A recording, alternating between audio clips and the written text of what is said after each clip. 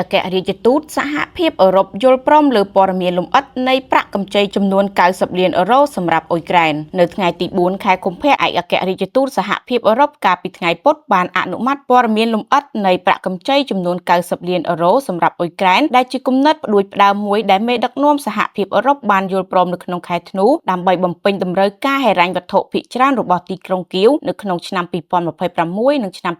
2027និងបន្តយុទ្ធសាស្ត្រប្រឆាំងនឹងការឈ្លានពានរបស់រុស្ស៊ីអ្នកការទូតបាននិយាយថាឯករាជ្យទូតឈានដល់កិច្ចព្រមព្រៀងនៅក្នុងកិច្ចប្រជុំបិទទ្វារមួយនៅទីក្រុងប្រុចសែលអត្ថបទនៃកិច្ចព្រមព្រៀងមិនទាន់មានភ្លាមនោះទេប៉ុន្តែក្រុមប្រឹក្សាសហភាពអឺរ៉ុបបាននិយាយនៅក្នុងសេចក្តីថ្លែងការណ៍មួយថា2/3នៃមូលនិធិនឹងត្រូវចំណាយលើជំនួយយោធានិង1/3ទៅលើការគាំទ្រថវិកាទូទៅលើជំនួយយោធាកិច្ចព្រមព្រៀងនេះបានចែងថាទីក្រុងគៀវគួរតែប្រើប្រាស់ប្រាក់កម្ចីជាចម្បងដើម្បីទិញអាវុធពីអ៊ុយក្រែនឬសហភាពអឺរ៉ុបប៉ុន្តែអាចទិញពីប្រទេសដទៃទៀតបានប្រសិនបើលក្ខខណ្ឌជាក់លាក់ត្រូវបានបំពេញក្រុមប្រឹក្សាបាននិយាយថាជាគោលការណ៍ផលិតផលការពារជាតិគួរតែត្រូវបានទិញពីក្រុមហ៊ុននៅសហភាពអឺរ៉ុបអ៊ុយក្រែនតែប៉ុណ្ណោះប្រសិនបើតម្រូវការយោធារបស់អ៊ុយក្រែនតម្រូវឲ្យមានការដឹកជញ្ជូនជាបន្ទាន់នៃផលិតផលការពារជាតិដែលមិនមាននៅក្នុងសហភាពអឺរ៉ុបអ៊ុយក្រែននោះសំណុំនៃការលើកលែងគោលដៅនឹងត្រូវអនុវត្តកិច្ចព្រមព្រៀងនេះក៏តម្រូវឲ្យមានការយល់ព្រមពីសហភាពអឺរ៉ុបផងដែរដែលជាអ្នកការទូតបាននិយាយថា